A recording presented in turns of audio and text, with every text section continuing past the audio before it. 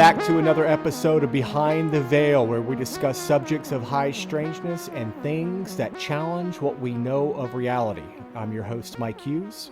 And I'm your host, Christian Julian. And today we're going to be talking about paranormal ranches.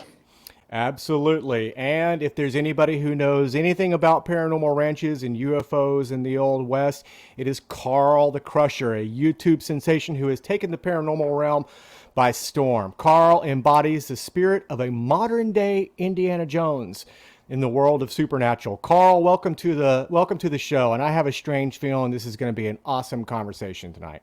I appreciate you guys inviting me on and having me. And yeah, paranormal ranches, that's a whole big topic. There's a lot of ground to cover if we're going to go through all that for sure. We will. We'll try to do our best tonight and get what we can out of you. But first things first, and I think we would be doing the world a disservice if we do not discuss and get some reaction of the major bombshell headlines that are coming out this week. And I mean the mother of all bombshells. The human history dropped this week when military whistleblower Dave Grush, a former intelligence official and highly decorated military combat officer, disclosed that the government is hiding the truth about extraterrestrials. And not only that, but apparently, according to him, we have not only parts of recovered extraterrestrial vehicles, but we have fully intact craft, and apparently several of them. I wonder how they're going to try to put that genie back in the bottle. I mean, what a week, guys. Oh, yeah, definitely. And not only that, but we got some other stuff going on in Vegas too. I mean, there's a lot to unpack here, but let's just kind of dive into this. Like, what are your guys' thoughts on how this is kind of all unveiling? Well, personally, especially with the Vegas thing, I'm a little upset that, this guy apparently had some aliens in his backyard and there's no footage of it. It's like your first reaction is to call the police. It's like, I don't know if that would be my first reaction. I think I'd be freaking out, probably grabbing a gun, getting something on camera, be like, what? Because he said, what was it, a 10-foot being? And several of them apparently, with large eyes and a big mouth.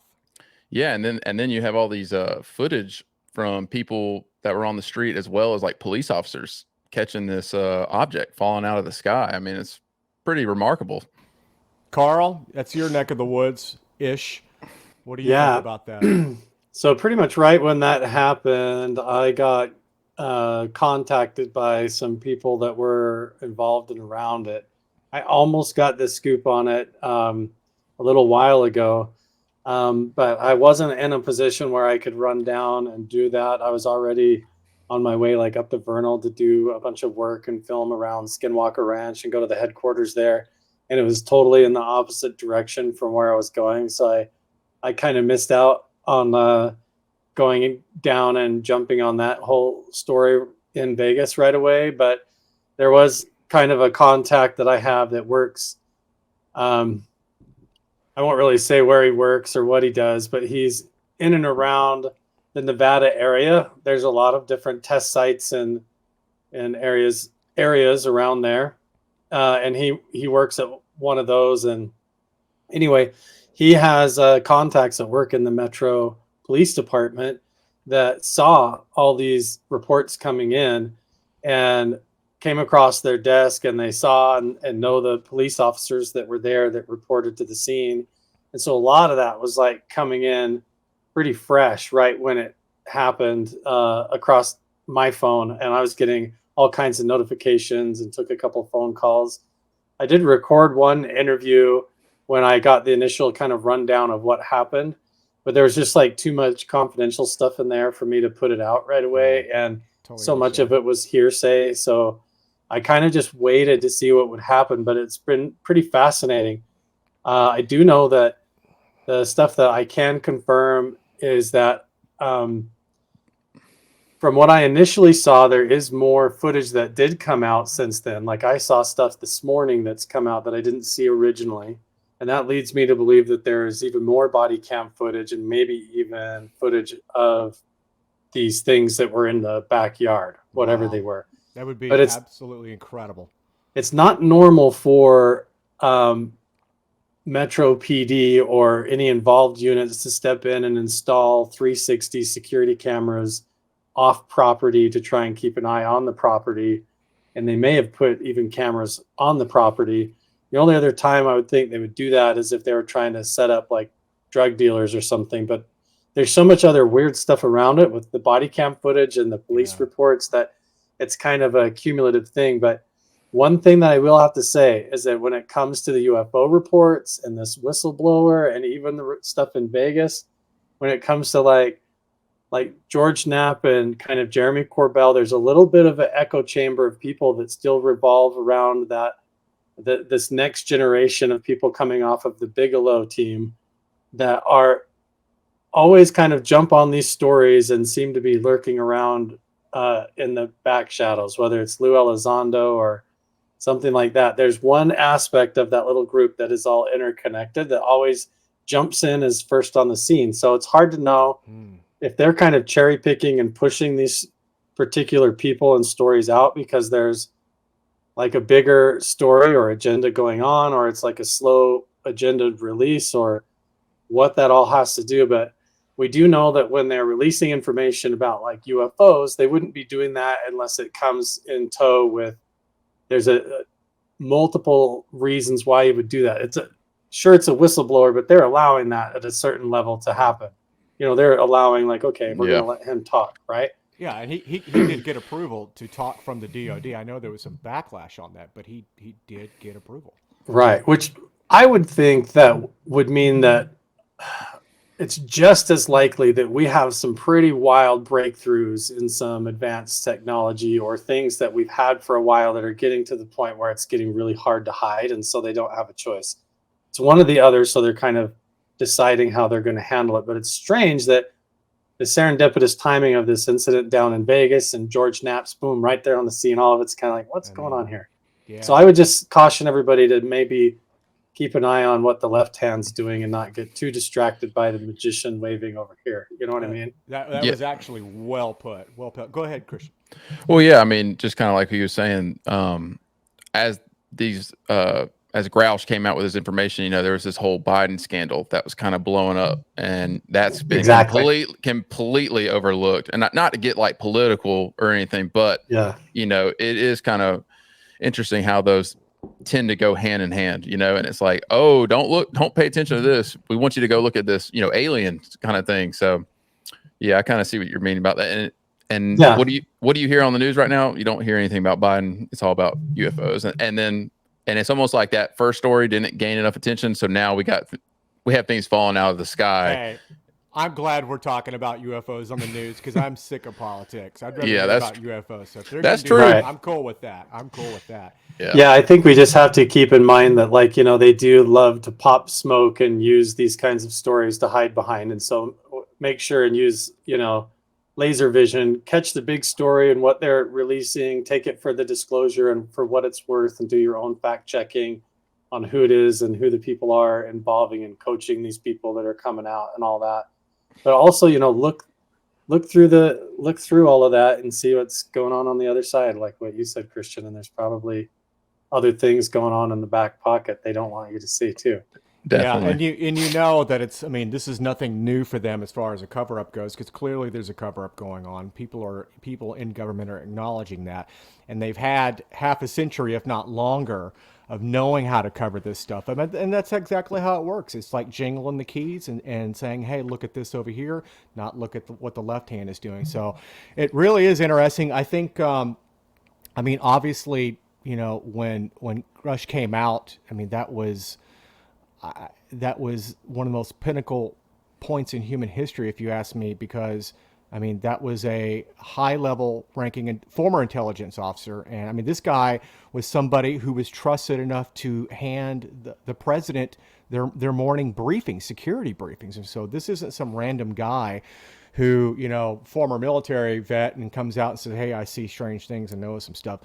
I mean, it really is interesting. And I think really all we can do is sit back and try to decipher it, because, you know, in this crazy world of UFOs, there is so much disinformation. There's so much chaos. And I almost feel like that's by design, because you don't know what to hang your hat on when it comes to information. And personally, like, I try not to hang my hat on anything, any particular narrative. I think the way I kind of look at it is that if you step back and you're taking all this chaos of information and you're kind of, no one piece is the true answer, but if you're able to take these pieces and blend them together, it's almost like a puzzle piece. One piece is not the answer, but when you blend them all together, all of a sudden you start to see some type of message within the chaos itself, some type of consistency, something that is kind of making sense. An image takes form out of the smoke, so to speak. So who knows? But man, oh man, I mean, what a week, right? Yeah, on at face value, it's really exciting, and if it opens up the doorway for other whistleblowers and real witnesses and evidence to come forward that sort of does that, I think it's awesome as long as they don't, yeah, use it as a way to hide everything. It's a big distraction. So I think it's cool as long as we stay savvy. I think it's going to reveal a lot. If anything, it's an indication of things. There's all this talk of the metallic spheres and other things, and a lot of it's getting away from the traditional concept of, flying saucers that we've heard of. It's way more open-ended and taking different turns, I think, than people expect, which is interesting. Definitely. Yeah. And if anything, I think a lot of people, because there's a lot of people saying that there's other whistleblowers lined up, a lot of credible people that I respect that are saying that these people are ready to go, and I think they're kind of sitting back and seeing what's going to happen to Grush. How is this going to be received by the media? How is this going to be dissected? And hopefully, if anything, I think maybe if this goes well, that it'll give other people confidence to come out and start talking. Because to me, at the end of the day, I think as long as we're having this conversation and it's in the media and it's drawing people's attention, it's a win one way or another. Yeah, Yeah. definitely. So where do these paranormal ranches fall into this mix of things?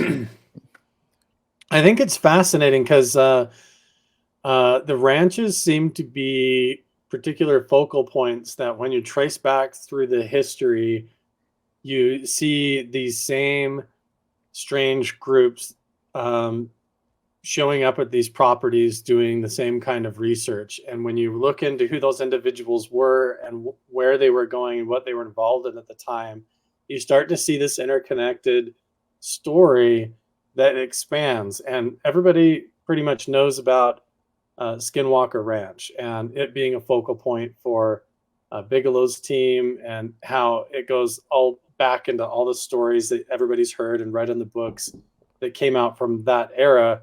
And now you've got the television show on the History Channel with Brandon Fugel and the whole team. And it's an entire public thing that it's in everybody's face, and everybody has to deal with it. And on the one hand, it's the UFO phenomena coming out of the area. Like, part of the reason that Bigelow apparently went up there was because Jacques Vallée was aware clear back into the 60s that there was like over 800 UFO sightings up in the Uinta Basin that were being reported back for decades before they actually bought the ranch. But even before that, they were at a different location called Mount Wilson Ranch in Nevada. And see, nobody really knows about that and what they were doing there, how long they were there, or why. But and so they kind of dismiss it like, oh, there wasn't much going on. There's a little mention of it in Jacques Vallée's book. But when I've dug into these locations, you realize that there was like over a decade of work done there, and psychic spies that were doing remote viewing that came out of Stanford, and they had heavy equipment trying to dig for things underground. And this is in Nevada, not even in Utah, where everybody knows about. And not only that, there was part of the MX missile program from Reagan's era that was there. It was funded to do research, and archaeologists out of California doing research. And then the locals, you go up there and start talking to them in person, and the stories are like, oh yeah, they were hooking up big freezers and hauling truckloads of artifacts out of this cave, and nobody knows where the entrance is now because they hid it all. And it just unravels into this whole thing, and you realize there's a lot more going on than what they think. And you wonder then, was Bigelow really like this guy going around with his team like X-Files trying to solve the UFO mystery, or were they going to these locations where stuff was, or things are buried, or where things were happening, and trying to kind of like see what was there, collect it all and then cover it up and sell the property to somebody that they think isn't going to do anything with it. But it's interesting that they would sell to Brandon Fugel and go with the whole TV show and go this whole other route. But I think that these ranches are fascinating because it's like a blending spot of the paranormal that's happening down on the ground, supernatural phenomena like poltergeist type effects and shapeshifter anomalies, and almost like dimensional time warps occurring, like missing 411 sort of events. But also, you have these things appearing in the sky, the UAPs and UFOs that show up, and tons of local sightings. And it's this blended event of happenings. Like at Skinwalker Ranch, you've got all these reports of people seeing dire wolves and almost like prehistoric animals running around, but then also almost future tech, like UFOs and things flying in the sky. So like, is it more like a time travel anomaly at these certain locations, or is it government experimentation, or is it chicken or the egg? And so what I've done in my research is sort of look at the collective group of people and what they were doing and try to learn their tactics and skills and their backgrounds. And so I've, learned remote viewing, learned the gateway method from the Monroe Institute of and CE5, like all of those methods of like psychic spy contact methods. And then I've been trying to go back to these locations that have been researched really heavily and make friends with the locals and talk to the current property owners that invite me there and really try to figure out what's going on without putting it all under wraps and trying to keep it all confidential, but actually publishing it like 2 videos a week right onto my YouTube channel and trying to put it all out and even open it up for other people to come and see. And so that's what we've been trying to do. And I've been working with Brandon Fugel and Mount Wilson Ranch and Skinwalker Ranch, and it's just expanding now until now there's a whole spin-off show on the History Channel to go alongside it, that Beyond Skinwalker Ranch, where they're starting to go to these other locations to connect the dots. And the rabbit hole goes deep, guys. It really goes deep. It really does. And I've read the book on Skinwalker Ranch, and that's, that connected so many bizarre dots for me. And I know this stuff exists because I've encountered some of this stuff in my early years of life. We did a podcast on some of the incidents Christian and I have had. But when you dig into that, it really does challenge the way that you look at reality. And it's so complicated because it's like the moment you try to put your finger on it, it changes into something else, or it throws you for a loop. Skinwalker Ranch to me, and that entire area of these bizarre paranormal ranches, has to be the key to understanding this to some degree. What it is, I don't think anybody truly knows. It's just such a mosh posh of everything. Like you said, skinwalkers out there, weird paranormal beings, people seeing portals opening up in the sky, Bigfoot creatures crawling out. It's got everything. It's the whole kit and caboodle, and it's like, I think it's so complicated, at least at this point, that I don't know if we'll ever truly understand any of this, and you mentioned the show, and I really love that show. I think they did a great job with it. I work in television. I'm a producer and I'm a videographer. And I think that they did a very respectable job on the show. I haven't seen the new Skinwalker Ranch, or the, what's the name of it? It's the Beyond Skinwalker. Beyond.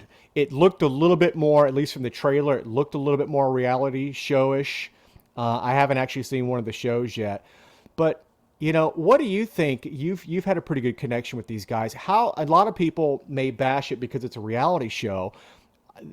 Me being able to spot the BS in a reality show, I can see it a mile away just because of my work that I do. Just even looking at the editing, I can see where they're staging stuff, where they're faking stuff, dumping fake sound in.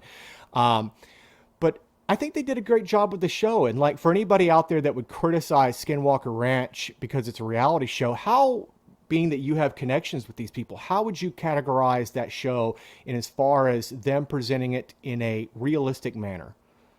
Yeah, I can tell you my experience working firsthand with them. So the film crew that I worked with is an agency called Rail Splitter, and they were partnered with the History Channel, and those guys were amazing. They've worked on, they're kind of a mixed group. Like some of the people working on the crew had done stuff on like Naked and Afraid. Some of the other camera guys had worked on Curse of Oak Island. Some of them had worked, other different shows, but they all came together really cohesively.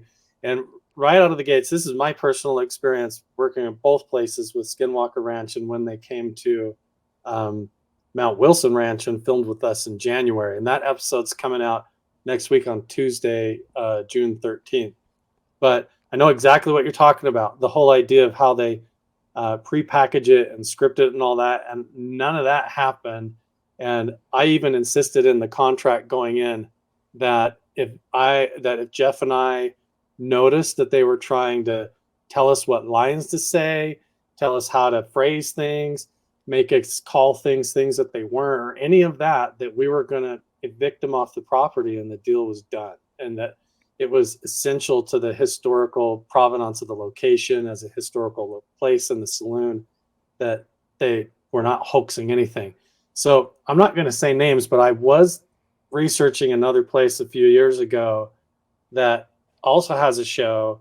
And when I got access to that location, I did uncover hoaxing. I did find a script with lines and what to say in one of the ATV glove boxes there, that they were even telling him to turn around and act surprised and how to behave on camera. I found that the holes that they're supposedly digging underground were all fake. They're just like not real holes. It's all just acting, right? But at Mount Wilson Ranch, when the History Channel came there, and at Skinwalker Ranch, the experience has been like, okay, what are we doing today? We're going to go hike up to the lava vent tubes and investigate it. We're going to take this group of guys, everybody get your gear. And basically, once we get out of the vehicles and everybody's ready and mic'd up, they're like, let's go. And they start rolling on the cameras and they're following us up there. And nobody's telling me what to say. Nobody's telling me what to do. The only time they tell us to stop or wait a minute is if somebody like fell in the snow or they realized the mic wasn't on. They say like, hold up, and then make us pause. But if you go watch my YouTube channel, I'm doing the same thing. If you saw all the raw footage, there's plenty of times where I screw up and I'm like, shoot, I got to do this again. And it's just like quality of your content. So there's a little bit of that going on.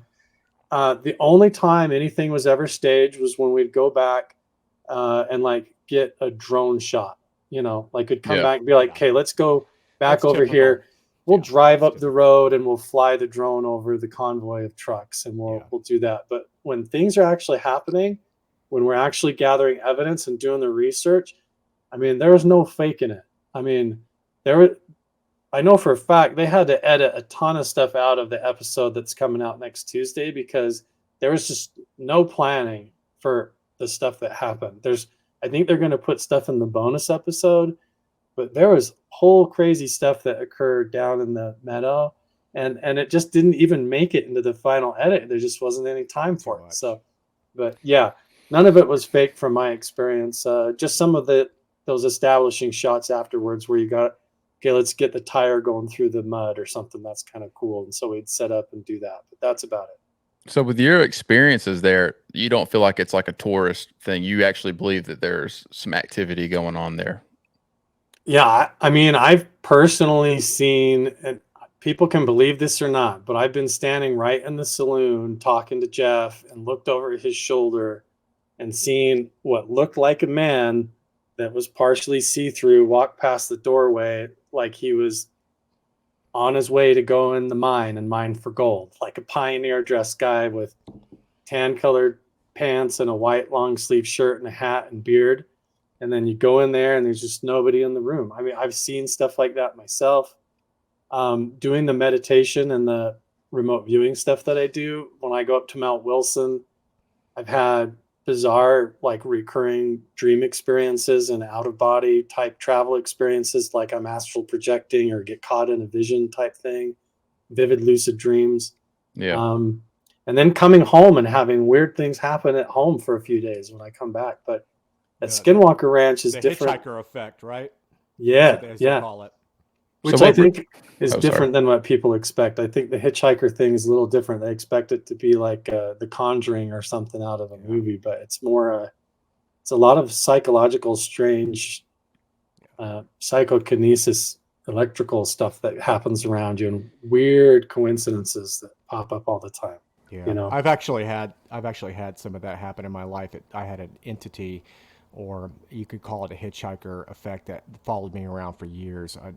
I won't get too much into it, but it was exactly what you said. It was very psychological. You know, I could feel things in the house. I could sense when it was in the room, when it wasn't in the room. Yep. I mean, really, I was physically attacked one time. I had something. I'll mention this real quick, just because it's so bizarre.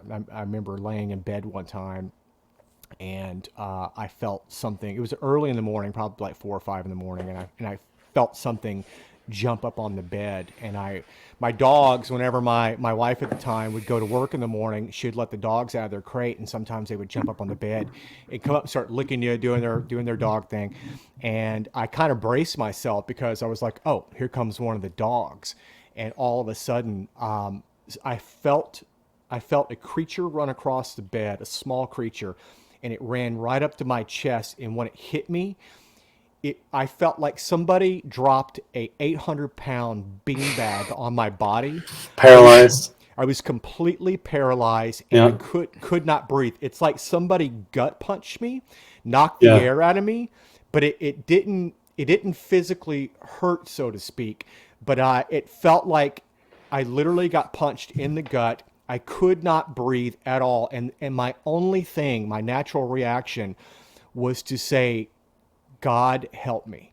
And I was literally like trying to get the words out. I was like, God help me. It's funny as that may sound, but I swear to God that is a true story. And after I said that 2 or 3 times, I felt this pressure come off of me. And the funny thing is that whenever you experience something like that, your brain has a hard time accepting that even happened. I know it wasn't a dream. It wasn't a nightmare, because I've never had anything of that caliber ever happen in a nightmare. I don't even really dream that well, to be honest with you. My dreams are like pretty lame.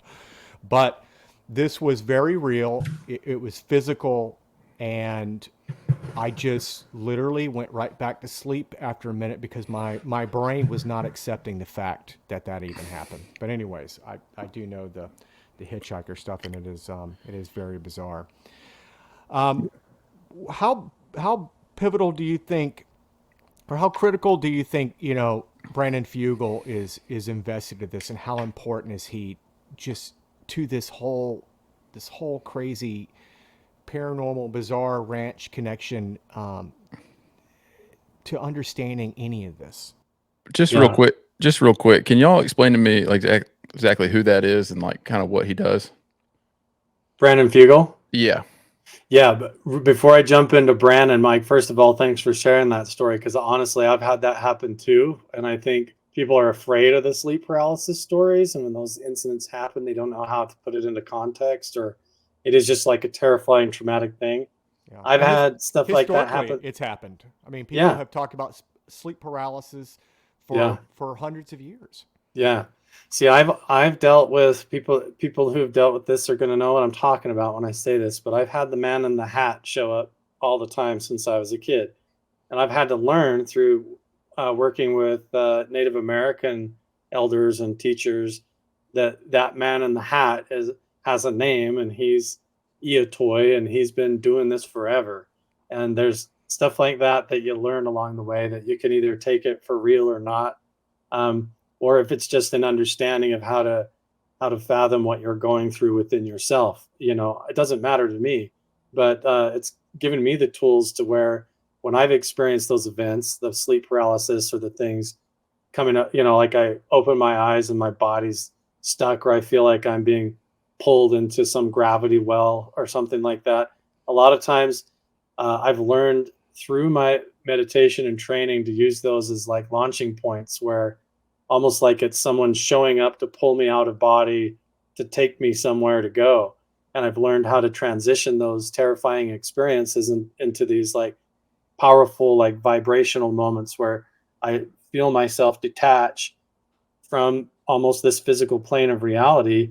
And then if you know what to do and not panic, there's, protocol and ways that you can develop yourself and your mindset almost like a Jedi to then traverse other planes of reality on the astral level. And you can use all the fancy terminology to sound magical, but really it's just you're stepping out of, it's almost like picking a needle up off the record player and letting it just get the open field, and then you decide where you want to set it back down and where you're going to get the signal, or just like changing the dial on the radio to pick up other frequencies.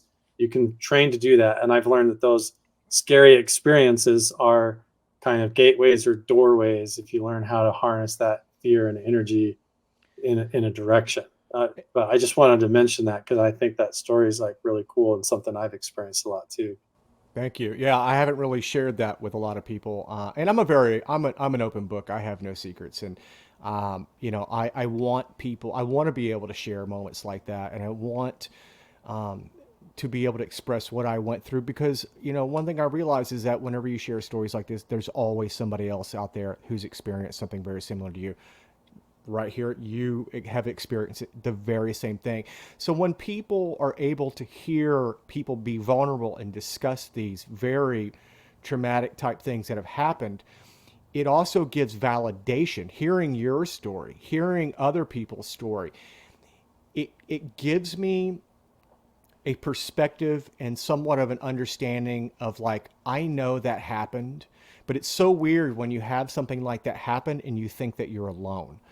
Yeah. Until you realize that you're not alone, and it does something to your mind. And I think one of the interesting aspects about all of this is that when you encounter things like this, or and experience things like that, I think I think it actually changes how it changes something in the brain. It destroys your worldview and opens up the door so much wider, and it allows other things to come in, whether it may not necessarily be always positive or whatnot, but it really just opens your eyes and allows you to understand. It's a gateway to understanding that we don't understand it all, and there's a lot out there that we really don't understand, but it is real. Yeah. And I'll tie this into Brandon Fugel and I think his role and answer that question. What kind of unlocked it for me was when I had these experiences similar, just not in my own bedroom when I'm sleeping at night, but when I've gone out to ancient indigenous sites and I've found like medicine wheels or stone circles or like miniature stone hinges and things like that.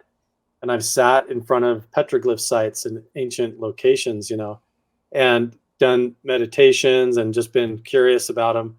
And then while I was awake, had these kinds of things happen.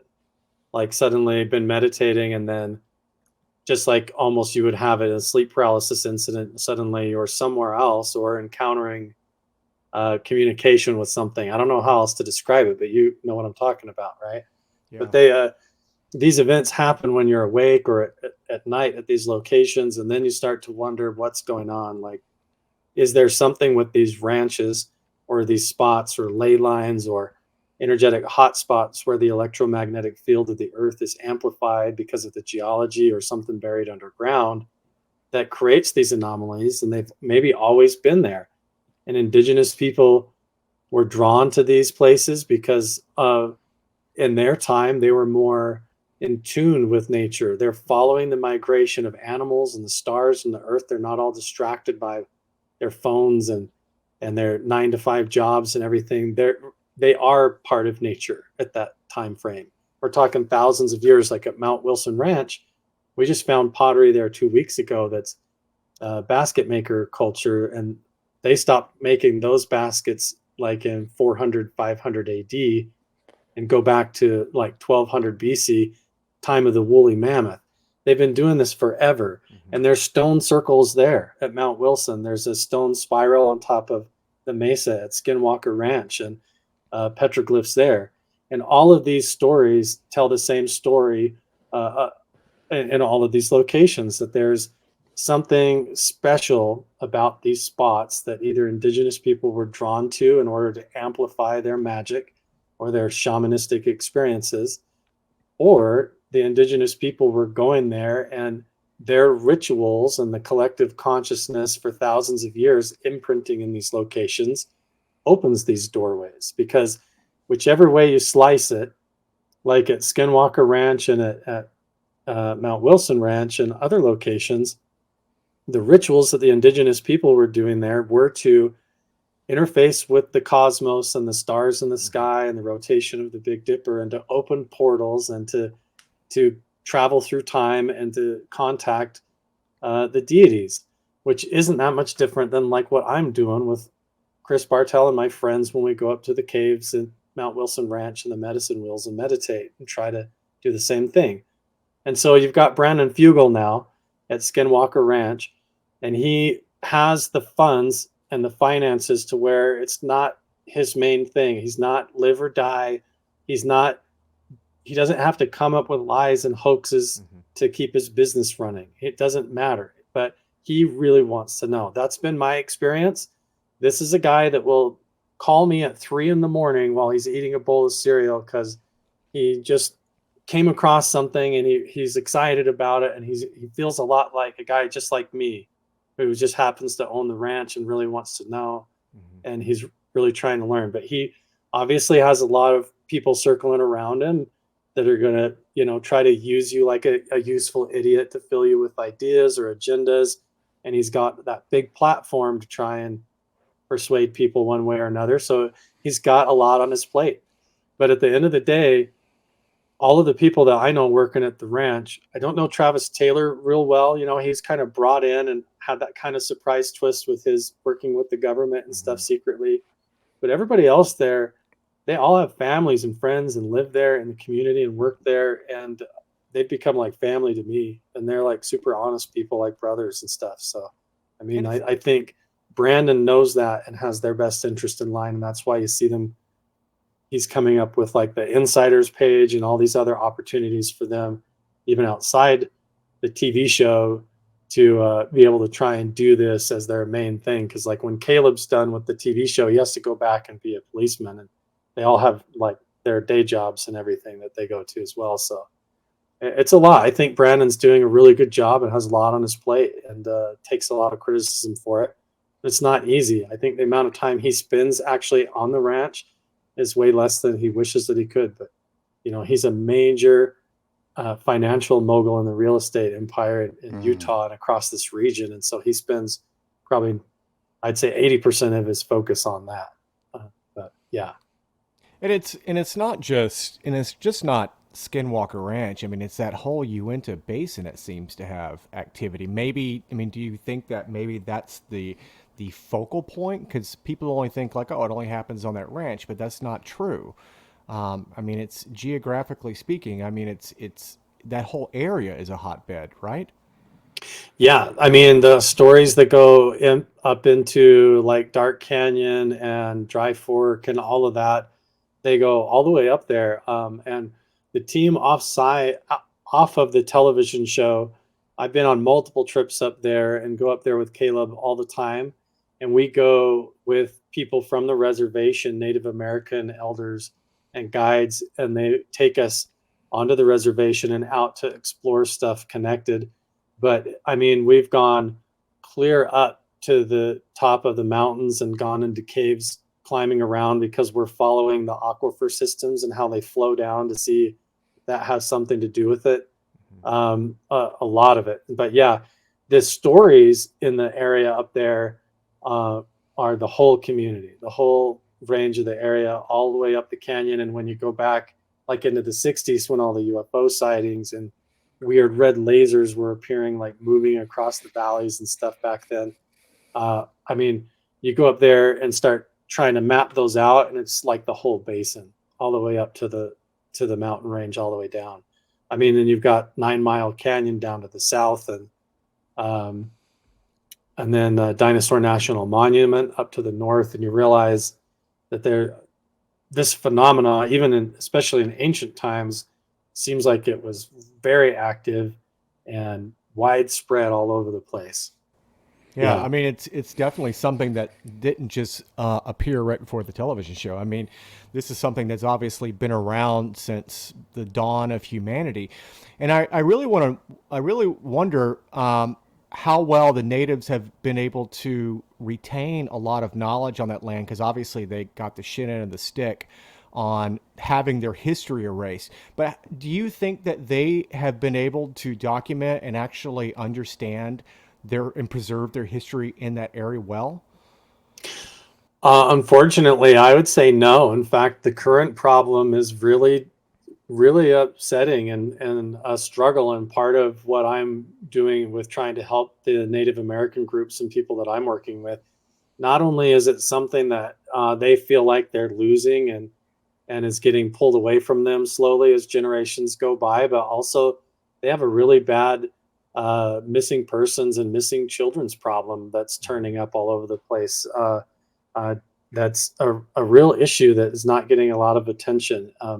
But the Native American elders that I work with are kind of trying desperately to put together the pieces from their grandparents and forefathers and all those elders before them, and go through their journals and try to understand them. I have friends that are going back and teaching themselves how to read and speak Navajo, just so they can read their grandparents' journals and things. And they're uncovering these like indigenous mapping systems, and that's why a lot of them are helping me. It's because they watch my YouTube videos and we're actually onto stuff that fits with what they're finding out, and that matches. But it's part of this whole program of what they call the Re-Indigenizing Minds Project, which is to take the ancient ways of understanding reality, which is closer to like Nikola Tesla's system of understanding,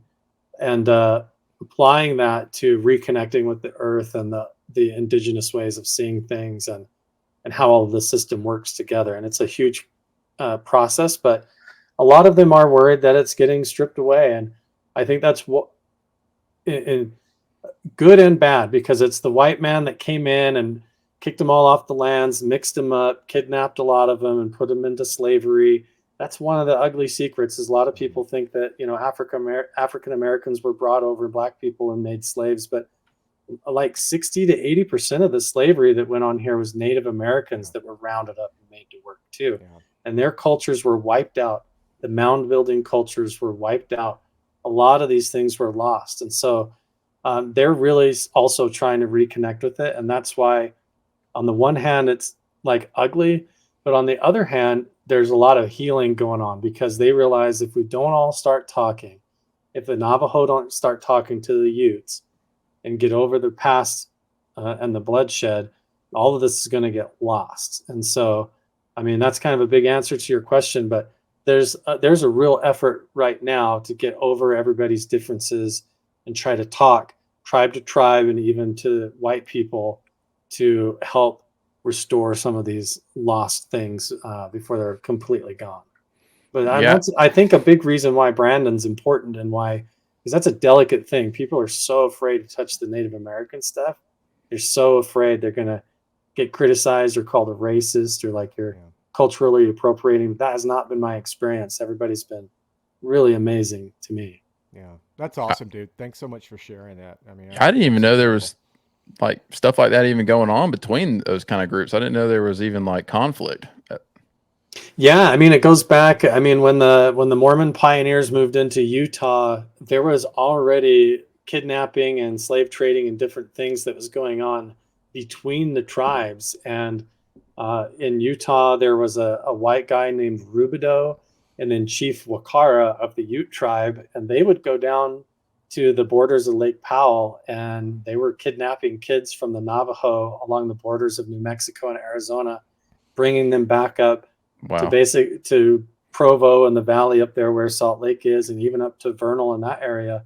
And they were slave trading women and children and everything back into white families and Mormon families and stuff, and for all kinds of reasons. And so that went on for decades. until, a lot of it created so much conflict that there was wars that broke out, and thousands of the Shoshone were wiped out. The Timpanogos tribe was almost completely made extinct, and then eventually the Buffalo Soldiers were brought in, and everybody was put on the reservations and rounded up like cattle and shoved off the land. And then interstates and cities were built over top of it. And fast forward now, uh, we all wonder if it's ancient alien stuff, and we go up and look at the canyons and the artifacts and wonder, well, where did this come from? Was it aliens? Well, it was all those people that we wiped out and Yeah. pushed off the land a few hundred years ago. But their stories and what was going on during their time period for thousands of years is a huge key in a codex to this mystery, one way or another. It's not necessarily the straight up ancient alien story, but like you said, when you start to get involved in this stuff or experience it, it changes you. And it's the same as when you go look at these glyphs and you start to fathom it and you meditate on it. It's almost like it rewires your default mode and sends you on a different journey. That's well said, brother. That was spot on. It really does. Yeah, it's a shame they don't really have, they kind of struggle to find those answers from their past. But you did mention there were some groups that came in there and did like some scientific investigations. Like, what are some of those groups, or who are some of those groups, and like, what are some of their findings and kind of like their idea of possibly what's going on? Yeah, it depends on which place you're talking about. I know, like up at Skinwalker Ranch, there's all kinds of different groups. There's even a group going on right now you don't really see a lot of, which is like Jim Segala's team, where they have sensors placed around the community up in the Uinta Basin and on Skinwalker Ranch and around, where if an anomaly appears that would come up on their spectrum of interest in certain frequencies or spectrums of reality that would trigger their equipment to go off, or if somebody that has one of these devices in their home or they wear them has like a sleep paralysis event or something bizarre they see in the sky, they can actually get on an app and report it back to Jim Segala's team, and they can check that in the database and see all the sensors that they have placed around, almost like a tornado tracker that you would see where it goes, and they can see the path of like, okay, so this person had a strange dream, and then all of a sudden, like a chain of events across town, this person was out on their back porch and saw something in the sky, and then like just like a string, you see pop up after pop up of these sensors Wow. and reports coming in on the app. And there is a lot of side stuff like that that's being developed, and a lot of it you would consider beta testing, and they have to work the kinks out of. And there's, people just have bad dreams and nothing happens. But just like anything, there's a lot of different levels of research going on, not to mention the Sky 360 cams and things that are getting installed that are so sensitive. They can detect meteorites and things entering the atmosphere. They can use AI to filter out airplanes and birds and bugs and all that. And they really zero in on things that fall into spectrums of, unusual craft and things flying. And we're developing all that to where we can bring it in and install it. And we want to get to the point, like at Mount Wilson Ranch, we're going to put like 3 of them up to triangulate, and then try to make that so everybody can watch the data and everybody can go through and look through it. And it's not going to be all locked down or anything. That's the plan, is to, whereas Skinwalker Ranch, they have wave after wave of all that going on. Mount Wilson Ranch, Jeff and I are fighting really hard to keep that open to where people, you wanted to come and actually get a day pass and stay there. We don't want to turn it into Disneyland because it is an active research site. But one of the main criticisms is just that, the criticism. So it's like, but to come and see for yourself and stay overnight, bring your own equipment, come and watch me go around and do what I'm doing. You're not going to be seeing anybody hoaxing or faking, not 1 second. Come to CE5, have your out of sleep paralysis and meet the ghost of the shaman, and then we'll talk. You're right. I mean, see for yourself. That's originally why I contacted you, because Mount Wilson Ranch, I followed your work there, and I know that you do a lot of stuff there, and it really intrigued me. But I really wanted to kind of draw some attention to this property. Could you give us a little bit of a historical information on it, and how did this ranch like end up on your radar? Spark your interest. Yeah. Yeah, it's kind of fascinating. I had no idea that it was even there, even though like Ghost Adventures had done like one pop-up episode there and then left, and they kind of just did like a hit job on it. They showed up, did like a paranormal investigating in the saloon, and then they left, sort of thing. And it wasn't like a real great experience for the family there. It was just like you said, it was all reality TV, faking it all, kind of stuff like that. And so the family there was really put off by that experience, but Jeff always was like, wanted somebody to come in to try and help find out what was going on, and they made the mistake with the Ghost Adventures team. So they waited like a long time, but he's had this property for like over a decade. He bought it directly from Bob Bigelow. After he bought the place, I'll just tell you how he came into it, and then I got involved, and then what we figured out. Try to keep it as quick as I can, but so he was just looking at a property. He saw in the newspaper this place in Pioche, Nevada, gold mining land and stuff was for sale. Didn't say anything in there about anything paranormal in the for sale article at all. He's even saved the clipping and shown me. It's just very benign. So he was like, oh, cool. This is interesting. It's like a dream to have a ranch that has a saloon on it. That would be amazing with gold mining. It's like a clubhouse for my family to go.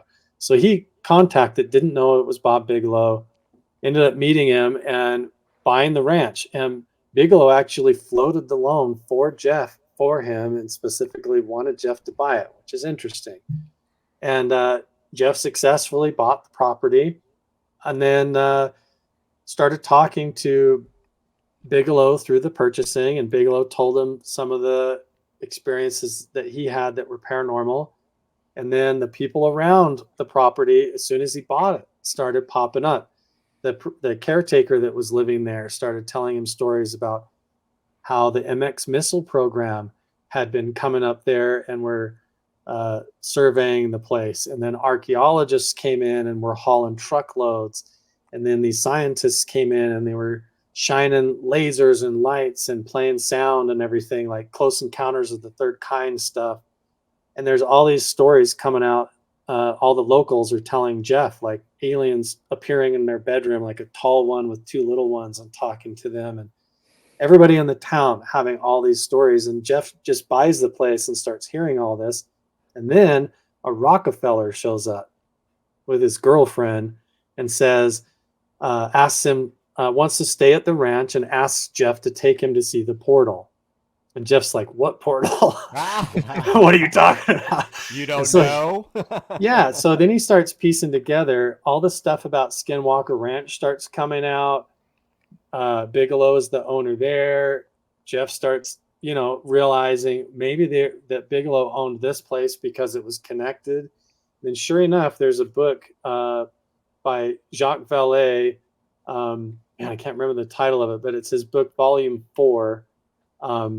And in that book, towards the back, there's a whole chapter, and half of it, there's a photo at Mount Wilson, and you've got Bob Bigelow, Colm Kelleher, Jacques Vallée, Hal Puthoff, who's the guy that basically created remote viewing at the Stanford Research Institute, and several other of the top researchers at the time. And then we also got photos of maybe even John Keel and a guy named Andrea Puharich, who trained and basically brought up Uri Geller back in the day and was involved in like MK Ultra and the Montauk program. So wow. All these guys are sitting at the saloon at Mount Wilson. All these old photos from like the 80s and the 90s and stuff. And so obviously they were doing something there. And then also there's a huge, the Skinwalker Ranch bulldozer, the big yellow tractor, was stuck in the mud down in the meadow. So it's like, what were they really doing? So it turns out what we've pieced together that back in the 1930s, the turn of the century, late 1800s, they were gold mining up there. They had run into these archaic mines, these Spanish mines that had been either slave mines or abandoned or whatever. So in the 1930s, these gold mining operations moved up there. They built a cabin, set up this whole mining operation. And at some point, the rumor was, and this is going to sound made up, but the rumor was they were mining a huge shaft and then they hit something underground. And Bigelow told Jeff that he thought it was either an alien craft or a structure. I've been told by more than one person that used to work for Bigelow and other people, I've heard that it's triangular in shape and that it's a giant pyramid. I've even heard that it's ancient and it's been buried there forever or something like that. But this mining operation ran into this thing or opened a cavern system or something that scared the hell out of them. And so they came out of the mine, and then the story goes all like it's classified. All we know is there's this whole group from the Ronald Reagan Star Wars program that suddenly shows up. Mm-hmm. There's all this equipment brought in, all this electrical stuff set up there, and generators and refrigerators, and this archaeology team comes in. Truckloads of stuff is hauled off the mountain, and this is all locals just seeing it from a distance, watching it off their back porch, right? And then all of a sudden, Bigelow's team shows up, and it's like Close Encounters of the Third Kind. They're doing laser, light, sound experiments, like all that stuff, right? Which Close Encounters of the Third Kind, that's like the French scientist in there is based off of Jacques Vallée, and that's the same Oh, guy. really? Wow. Yeah. Same guy at Mount Wilson. So all that was going on, but nobody knows about that because as soon as the property for sale up in Utah came open, for some reason, they dump Mount Wilson onto Jeff and they move up to Vernal and they start doing everything up there. Like they change program names, change teams, and they dump it and they run. And you realize they've kind of done that over and over and over again in lots of places. And Wow. I don't know why, but I will say this. This is why I said it sounds made up. But just like 2.5 weeks ago, Jeff and I were hiking up there. I can't say a whole lot because it's still coming out, but we just found the 1930s mine entrance that Bigelow never found. We just found it like 2.5 weeks ago. Whoa. What a teaser. Yeah, I know. Just found it. And I know was just about to ask you a question, and I'm like, oh, he's not going to be able to answer this. it's in a spot that's been, no joke, right under our noses. Like we've been searching all over, looking, following all these clues, and it's right in a spot where we thought there was just like kind of a trash pile thrown there, and it is not a trash pile. It is a mine shaft, a huge mine shaft. Yeah. But is it the same thing? I mean, anybody who's been following, the Skinwalker series, I mean, they've been obviously detecting and running into an object in the ground. I mean, it just seems like there's got to be something ancient, or either it's been purposely hidden underground by design, but clearly there's something there. And it's so interesting that you're saying this because I wonder, did they really figure it out and that's why they left this, or did they hit a wall, so to speak, and kind of give up and figure this is all we're going to get out of this? I just wonder, like, what did they really find, and did they give up, or did they find enough where they were like, we're good to go? Yeah, that's one of the huge questions, and we talk about that all the time and speculate and wonder what the hell, what were they thinking and why would they leave, and why even Jeff is like, why did he pick me to sell it to if there's really something here? And part of it, we have to look into kind of the pattern, and some of it is why would they go there to begin with, and why would they even think that there's something there and put so much effort into it? And part of it was you realize they're coming out of that era. You've got Hal Puthoff standing there, the remote viewer, and one of their main guys that they were working with Russell Targ and Hal Puthoff was a guy named Ingo Swan and Pat Price. And these guys were military grade, right, crystal ball accurate, like a genie in a bottle. They could top notch. I mean, they could remote view and read files in a file cabinet and tell you what was there. So all I can think is that there's books that Ingo Swan came out with where he talks about being tasked to psychically look for buried structures, UFOs, relic artifacts, almost kind of like, Hitler and the Nazis had whole groups running around trying to find esoteric items and magic artifacts to bring them power and technology. It's almost like the same thing was going on when Project Paperclip happened. It's like the psychic spy program kicked off. And by the time it formed up in the 60s and 70s, Ingo Swann and Pat Price were doing their remote viewing, and they zeroed in on some of these spots. And so they must have done remote viewing, blind targeted, and kept coming back with these same locations and decided that they were significant enough to go look.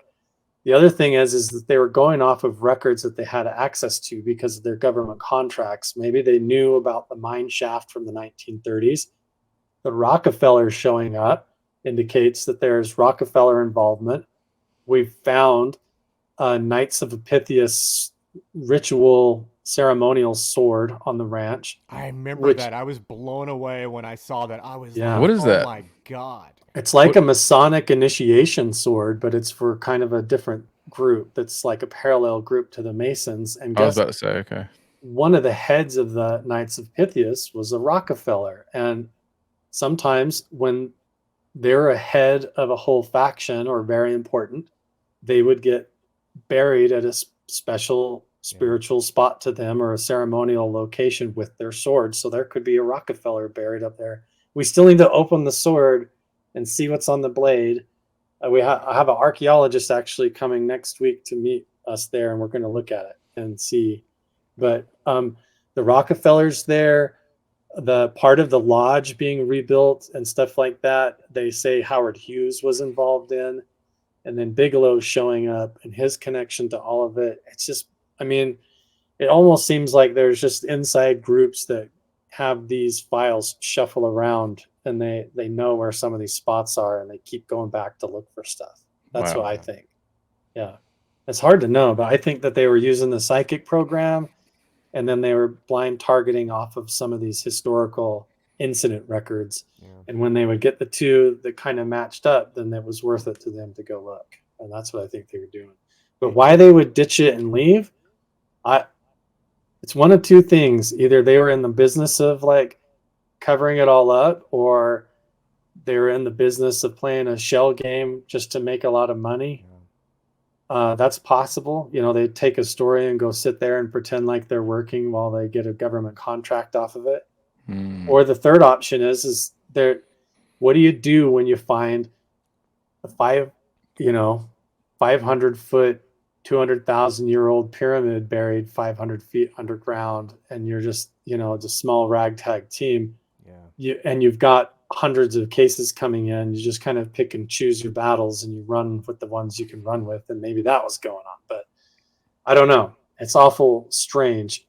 We also look at the team that is writing a lot of the books. You got Eric Davis and Colm Kelleher and Hal Puthoff.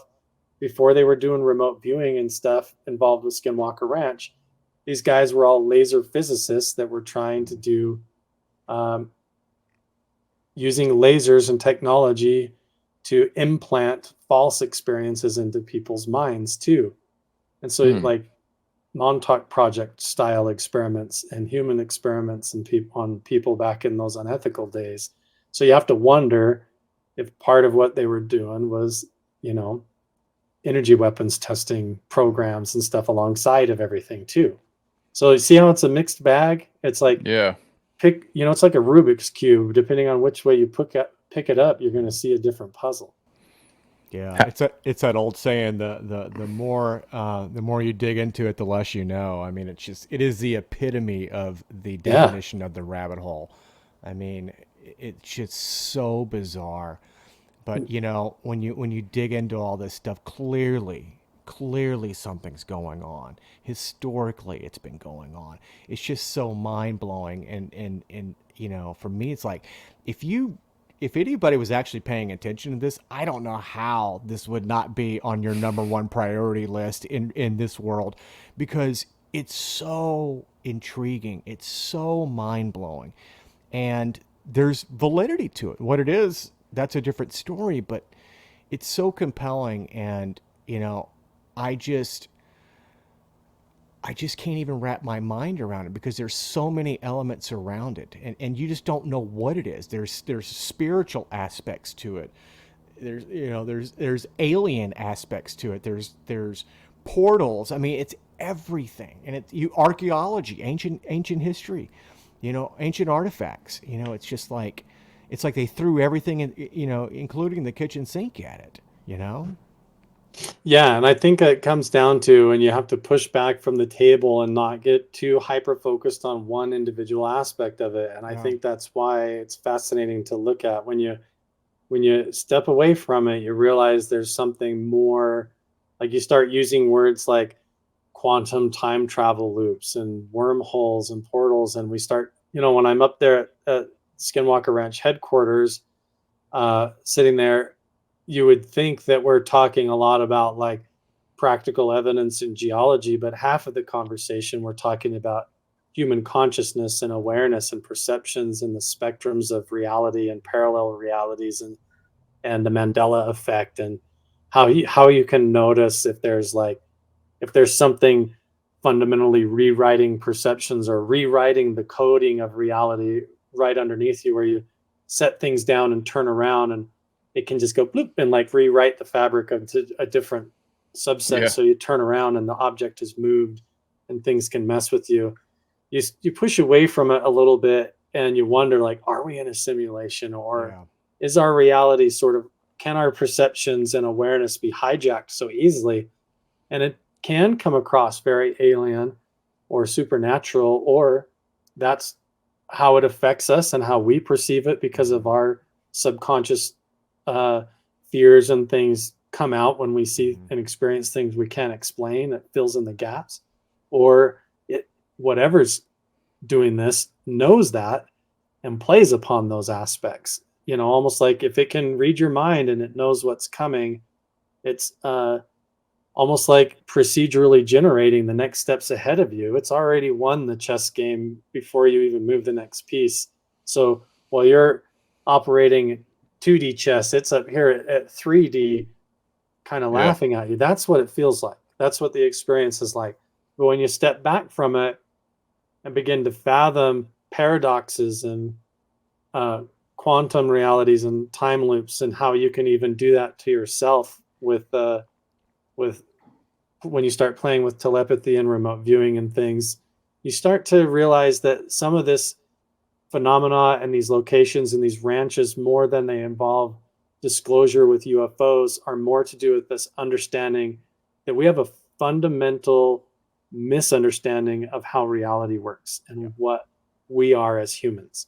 And we have to face that, because what's happening doesn't fit within our current understanding of physics and consciousness and reality. It's paradoxical and makes you feel like you're in a lucid dream more than you're actually at a real location sometimes. And so you just have to process all of that, how it breaks down your sense of physical reality and awareness, almost like taking a psychedelic would, only you're not on a psychedelic, if you know what I mean. So you get, sorry. Go ahead. So like when you're at these, you spend a lot of time at these sites. Is that really what you feel like when you're on those grounds? Like, do you feel like it's just a different area? I don't really know how to explain it, but it's just different once you're in those areas. I do. Personally, I do. Anybody who that I know that seems to be like they're sensitive, or they do meditation work, or they do a lot of work with their own self-awareness and mindfulness, seem to feel it. And even very, very credible people like Chris Lato, he's a retired fighter pilot. He's been one of those guys that debunks the hell out of me. I mean, I'll be looking at something that I'm like, is that a UFO? And he'll look at it and laugh at me. Like, that's a space station, dude, and walk away. Like that guy. And he's been at Mount Wilson Ranch and, come up to me and be like, man, I'm having weird dreams, and experiencing things. And other people, they go up around Skinwalker Ranch and they just come out of there very dark or depressed, or suddenly going through all kinds of life problems and, facing things that they've been putting off or ignoring or hiding, and stuff suddenly just comes flying in their face. It's without fail. This is where it gets weird, is like you said, spiritual aspects of it. People don't really like to talk about, but I don't mind. Like it's like I'll show up at the front gates of the ranch, and it's like the second I pull up there, nobody would know. It's like that's right when you get the email from your ex-wife's lawyer, or that's right when, you know what I mean? Right when Hmm. you got to face some demon in the past or whatever. Yeah. All those things come unraveling. And if you don't know that going in some of these locations, it's like it forces you to do some of that shadow work, almost like a trial or a initiation before you can go roam around. My experiences initially were bad. I got sick a lot. Hmm. I've had times where I've gone in locations and been throwing up severely by the time I got back to my truck. But as I've worked through it and done the work to clean my own life up and my own personal problems and living more with integrity and genuine and uh, true to my purpose in reality and all of those things, my experience going to these places has been completely different and almost the Wow. opposite, where the synchronicities and the positivities blossom like a flower. And so there's something to do with these locations that has to do with that, which is also why I think Brandon is the perfect guy for the job, because he's understands that spiritual aspect and he has that stoicism of being a Mormon and having that backbone behind it. But he is super open-minded to all this stuff and will talk to me and other people who are very open to all the different aspects of it, you know, and he's Don't you not just hung up on one part of it. don't you feel like I kind of get the vibe that maybe this is not really meant to be understood or discovered, that maybe its design is to draw awareness of reality itself. Like it's almost like Mm. teaching us, like, hey, I'm going to really pull some shit out here that's going to blow your mind. It's going to make you question reality. It's going to make you try to understand the agenda behind it. There in turn creates an awareness of reality itself, or at least trying to open those doors a little wider so you can understand and allow these things to come in. I almost feel like, you know, even maybe some of the negative aspects about it, like you articulated, are by design, that it's there to shed light on some demons, or maybe try to draw awareness to some issues that you have deep within yourself. It almost seems like everybody's experience is particularly designed for that particular person who is there on site having those moments. Right. All of these locations, especially when you get into the indigenous uh, artifacts there and the artwork and the petroglyphs and things, all speaks to that. The stories and the oral traditions and all of it. Like, for example, a lot of these spiral petroglyphs and the lines coming off and all of that are part of this large migration that was an initiation path that you were supposed to travel, actually literally in the real world, like a journey where you'd go from place to place following the markers like an actual journey. But as you went and stayed at each place, you were going through a different quest or a different experience, a different rite of passage, right? When you stay at this up on this cliff or canyon, it was a totally different motif and an experience, but it's connected to the same story. And the Wow. whole thing was you are supposed to find the center place and the spiral. And as you follow the migration, you wind up at the center place. And at one point, they decided the center place was Chaco Canyon and that was like the center of the universe, the center of the world, and all that, and that everything revolved around that energetically. But also, as you're on this journey to find the center place, it's a multidimensional meaning. So just like any esoteric teaching, it has a spiritual aspect where you're on this journey finding your own center place, your own true self. You're facing your own demons, your own inner aspects, your own weaknesses, all along the same journey as you go spiritually, as you do physically. And all of the Stonehenge and the artifacts and carvings and everything all fit into that story. What blows my mind is that is a global story, and that migration connects from Skinwalker Ranch to Mount Wilson Ranch, all the way to the Oregon coast, all the way to the coast of California, all the way to Teotihuacan, no joke, all the way to Göbekli Tepe, Easter Island, every major location you can imagine, even the pyramids, falls on these lines. When you talk to the indigenous people and they tell you what this is all about, it is exactly like what you're saying, Mike, is that this process that when you get involved in this, it's part of your own transcendental journey as a human, where you're supposed to evolve. So as you come in contact with these locations like Skinwalker Ranch or Mount Wilson Ranch, and you encounter these anomalies, it's like a pressure cooker on your evolution and on your transcendental journey, if that makes sense. It's going to force you through the funnel of what you're supposed to do. And I don't know if that's what's going on or not. It certainly seems that way. You're going to see what you're supposed to see, encounter things that you're supposed to encounter. And it's almost like, like people go down to South America to do an ayahuasca journey to face those aspects. It almost does that in and of itself naturally, just because of the environment or whatever's buried there is designed to do that. So it makes you wonder, something was put there intentionally in order to spur that within us, or as part of our formation or direction or creation, you could say. It seems intentional to me. But it does speak to some kind of an intelligent or intervention or something being involved in our human progress, for sure. How is this? We got a few minutes left, and I got so many questions. But how has this changed you personally? How is this whole experience, this whole with your journeys and exploration and all this? How has this changed your view? I mean, of reality, and how has it changed you personally as a man?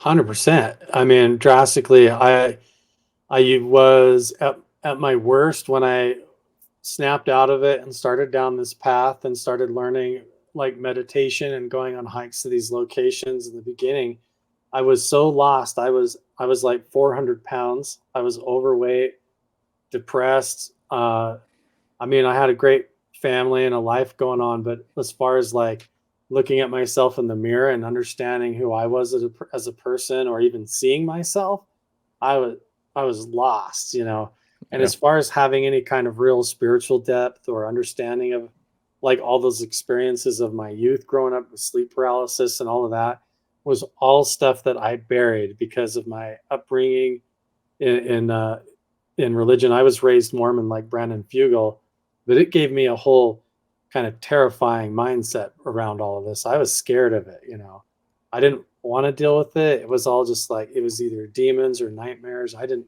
want to deal with it. But when I started, when I got away from the organized religion stuff, I started getting into reading ancient Buddhist and Hindu texts and studying a lot of different things, reading esoteric books and the mysteries of ancient Egypt and all that.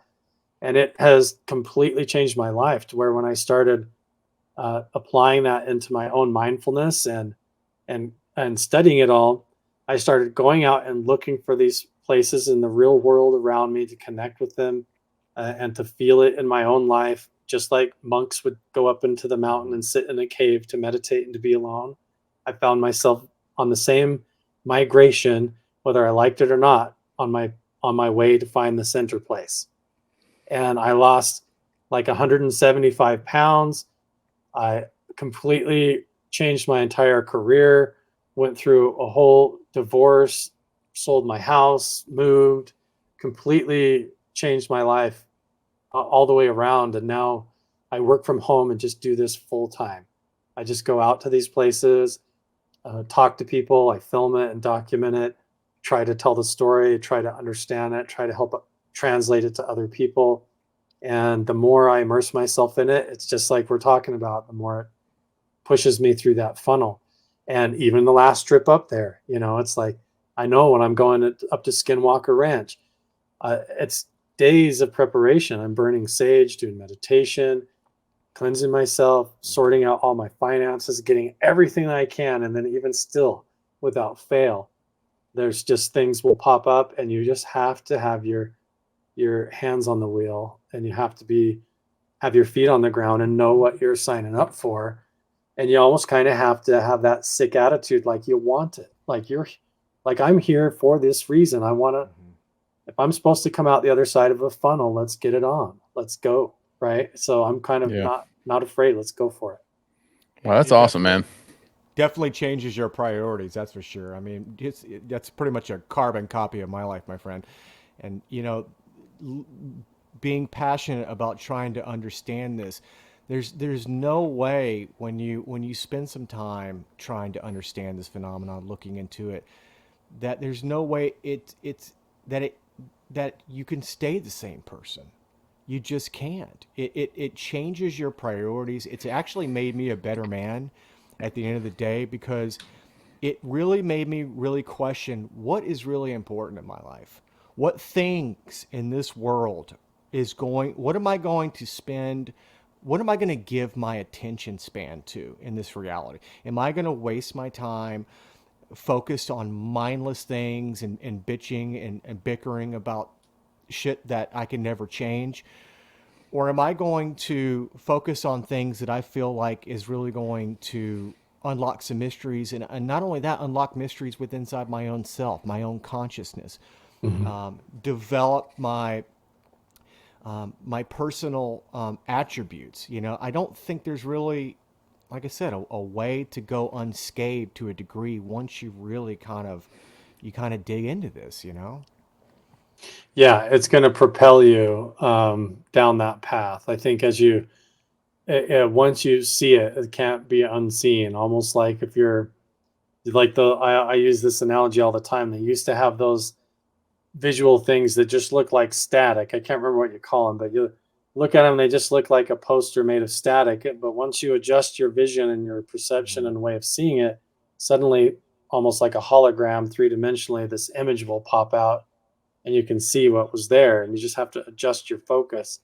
And I think as you go down this path, that happens not only visually, like your perception broadens, your actual senses broaden, but your internal senses and awareness and intuition, and you're paying attention to your dreams and those synchronicities in your life and how they unfold, those coincidences and manifestations. People use that word a lot, but it's like all of that stuff suddenly opens up to you in a way that you didn't understand. And instead of being in this like clockwork mechanized reality where it's like 1 + 1 = 2, Yeah. suddenly you're stepping into sort of this interesting, what you would call like a magical realm where those rules don't quite apply. And I don't know how to explain it unless you enter that sort of awareness of reality. But um, it, you just have to go down that path. And you're right, it will, once you start to explore it and you try to fathom it and understand what's going on, you encounter those things that kind of spook you a little bit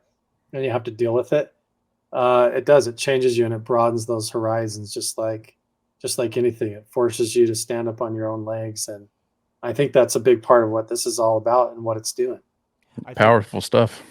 one of the main things I really noticed in my own personal life was the synchronicities.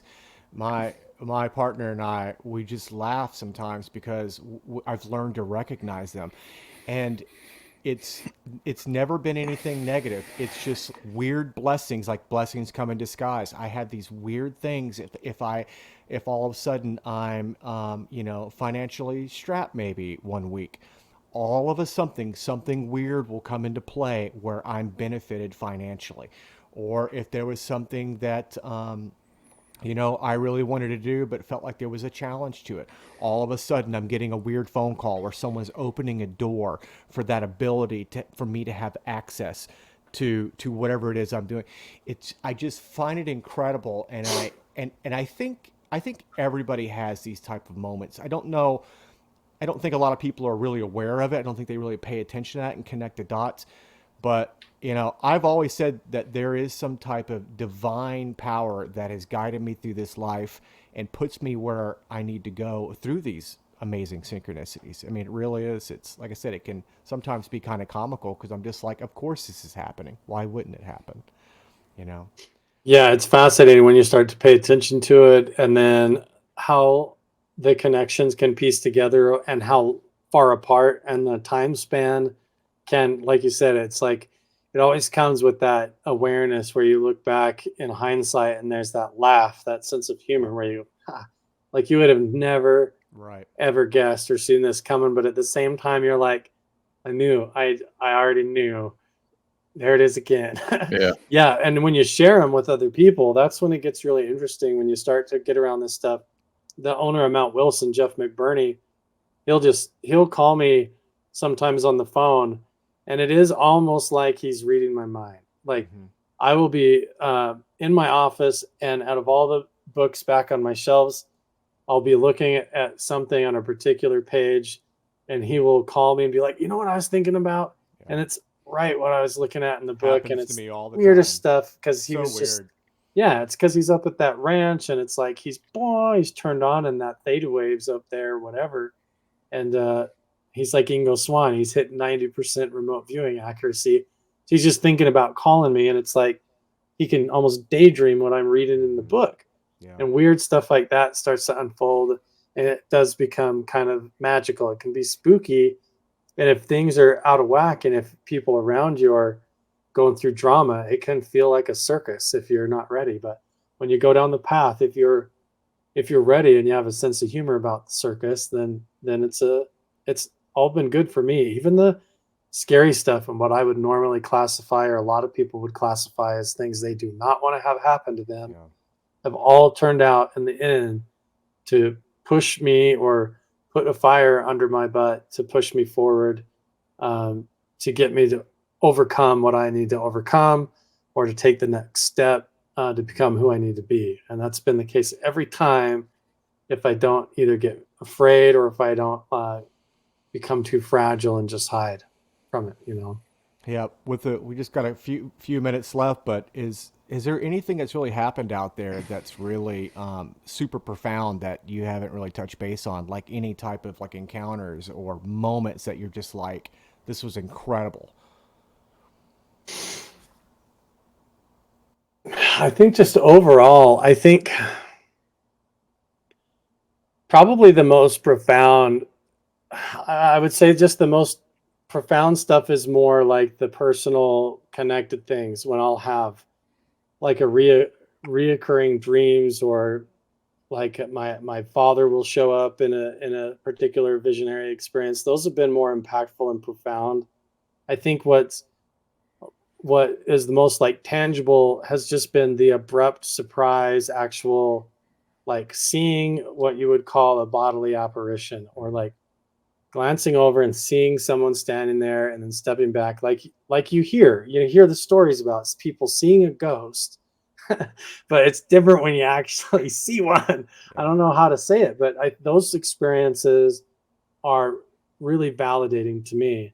And the moments when I've been like sitting at the ranch, like when the History Channel came up there to film, when I wasn't even a part of that particular moment, but it's almost like my intuition is just swelling up that I know something's going to happen. Like it's just poignant in the air. Like this place is about to pop. It's like there's electricity going on. So I go up, isolate myself, and sit and meditate, and I'm burning sage. And this whole group who's just there, to film a scene, they witness something down in the meadow, and uh, I think they got it. They're putting it in a bonus episode. I don't even think it made it. That's how much happened up there. I don't even think it made it in the final cut. But they filmed like these red orbs and this stuff moving around, and these that formed into eyes and was looking at them back through the bushes and stuff. And you just have to be there to experience it. It's almost like your spidey sense kicks in. I knew that they were going to see something. I knew that something was going to happen. I wasn't even there. And then you just experience it all unfold. An hour later, everybody coming back into the saloon, freaking out, all talking to each other. And I'm just sitting up there with the sage. I knew they were going to do that. I knew that was going to happen. And that stuff happens all the time. Jeff just knows, or I'll just know. And that's where, to me, where the gravy is. That's where I like it. I think that's where it's really cool and has a lot of meaning to it. It's one thing to see a ghost and like get startled, or to be like, wow, what is that? But the puzzling afterwards, and what it makes you fathom about yourself and how it unfolds you, that's where it's at for me. Now, can anybody go to these locations and kind of experience these things, or is there like there's just something you got to go through to kind of get on these properties. Skinwalker Ranch is way harder. I just recently did a whole YouTube series where I tried to basically show everybody the proper way to do Skinwalker Ranch, how to go around and see the place, go to the front gate, how to go to the reservation office to get permits to go to Bottle Hollow, all of that. Like I tried to showcase that because there is a right and a wrong way. You can get ticketed and arrested by the tribal police up there. Whoa. At Mount, and they were pretty serious. Mount Wilson Ranch is we've tried to do it completely opposite. It's family owned. It has a lot of the same phenomena. It is an active research site, but we've set it up to where Jeff is adamant. He's the owner of the property, and he's like, he doesn't want to do it where they've got guns and they're kicking people out. And he said, how do we do it? How do we make it like a club membership, but we have people sign a waiver and we just keep it open so people can experience this? So we've created through the Mount Wilson Ranch website, people can go and just contact that way and request a stay. You can pick there's like 3 hotel rooms on the upper. These are all army barracks and buildings that were brought in when they were hauling stuff off the mountain and when Bigelow was doing research. And now they're there so it's like a hotel. So down in the meadow, there's like 5 rooms, and then up top there's 3. And so there's like up to 20 something people. You could bring a whole group and come and stay. If you just want to pop in for the day and just see it and experience it through the Patreon, they've got day passes and overnight passes. You can go join the Patreon and then stay, and it's like charges you for the monthly insiders thing, and then you either cancel or just downgrade it to $5 a month or whatever to support the ranch and whatever. But yeah, you can get a day pass for like $40 and go during the daytime hours and see the whole place. Awesome. And I know you said that you do a little bit of prep before you go to these sites. You know, for anyone that wanted to go there, like what would you recommend them do so they can get the most out of that experience? Right off the bat, have a sense of humor and be lighthearted and positive, but don't take it sarcastically like a joke. If you go to these places goofing around, like you're going to prank the place or it's going to be funny. Yeah. There's a reflex or a reaction that will occur in your life that will catch up with you. That's not very pleasant. And so I would say, don't treat it like a joke. If don't touch any indigenous artifacts if you come across it or anything like that, and just prepare yourself. You're going to know. Listen to your intuition before you go. If there's anything in your mind before you're going, like if you're worried about a hitchhiker, start asking yourself internally why that is. What is it about my life that makes me afraid of that? What would it attach to? What would it use within my secrets to try to surprise me with or expose me with or scare me? And if you're ready to go across that bridge, then go for it, but just be prepared. If you're going to go stay in like the shaman room across from the hotel, just know that you're signing up you might see the Hat Man. You might see a shaman appear to you. You might have a sleep paralysis incident, and that better be something that you are okay with experiencing on your journey to come. But if you just come and have a nice experience and want to take photos, most people come up there and just have a pleasant day, and they meet Jeff and get to see the saloon, and then and they're fine. But if you come and start poking around and researching, it'll probably knock back. When you say Hat Man, is that a particular entity that takes the place, or is that the one that historically people have seen over hundreds of years? That's a historical character. The Hat Man is more personal to me, but it's a historical one. In indigenous cultures, his name is Eotoy. He's seen a lot of times in the glyphs as a figure at the top of a big maze, like there's a figure standing on top of a spiral or a maze glyph. But yeah, Eotoy he's like a deity with a hat that travels through the energy of the earth, through the underworld, and takes people out of their body and walks them through the mazes of the astral plane to teach them things and stuff. And and there's petroglyphs of him all over the place. Wow. All over the place. And Well, it's like he's Quetzalcoatl down in South America, but up in the desert Southwest up here, he's Eotoy. But it's the same thing. But there's a shaman figure with like feathers. He's like a Native American guy in his mid-30s that shows up in people's rooms and around. And there's 3 entities, a tall figure and 2 shorter, like extraterrestrial entities. I haven't had any experiences with them, but the shaman entity, I've had several dreams about him and experiences, and done meditations where it's like he's sitting right in front of me and stuff like that have been interesting. Yeah. That's like a podcast all on itself. Yeah. Christian, you got anything else for him? I think that's it. Well, Carl, you've been an absolute rock star, brother. I appreciate how open you've been. This has been an educational ride for me. Thank you so much for joining us, man. We really appreciate your time. And if people want to learn more about you, what you're doing, and even the Mount Wilson Ranch, where should people go?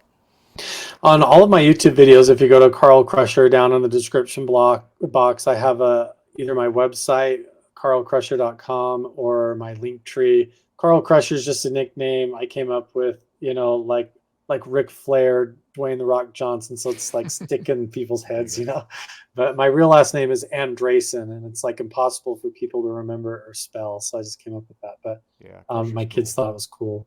But yeah, go to carlcrusher.com or my link tree. And if you go to my link tree, there's links to everything in there. You can even go straight to the Patreon to get the day passes to Mount Wilson. You can go join the insider group for Skinwalker Ranch. Go buy one of my coffee cups to help me afford to go out and do more research and all of that stuff. It's all nice. I definitely see a coffee cup in my future. There you go. Mount Wilson's got them too. We got all that. It's cool. Yeah, we're trying to keep it, open source, and so people can come. But that's the thing. If people come and stay and we want to keep it open, they have to wash the sheets and keep the lights on and all that. And it's a big place. It's like several hundred acres to manage and keep going with the whole saloon and everything. So we're trying to figure it all out. Christian, what do you say? I think we need to go to. I'm already planning on going to the ranch, but I think We should. Do a podcast up there. It'd be super fun, especially if we could have you as a guide or something. But hey, just real quick, I know you kind of touched on it about the Native Americans and stuff up there. Is there any way, if people are interested, to get involved with that and help them out? Do you know any, possible ways they can do that? Yeah, the name of it slips me right now. I can send it to you afterwards if you want to put it down in the link below. But there is an entire group that helps with the missing and lost children's program and trying to bring awareness to that.